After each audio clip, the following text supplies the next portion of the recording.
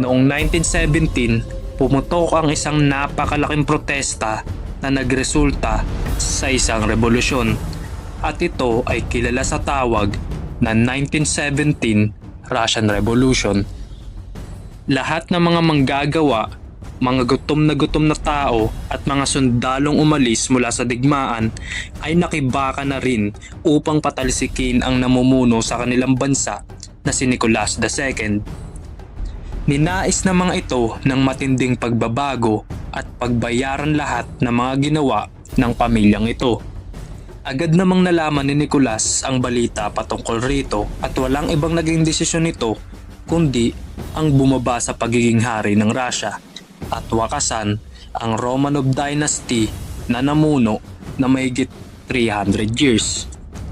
Biglaan ang desisyon ni Nicolas dito kung kaya't nauwi ito sa isang power vacuum since wala namang namumuno sa Russian Empire noon.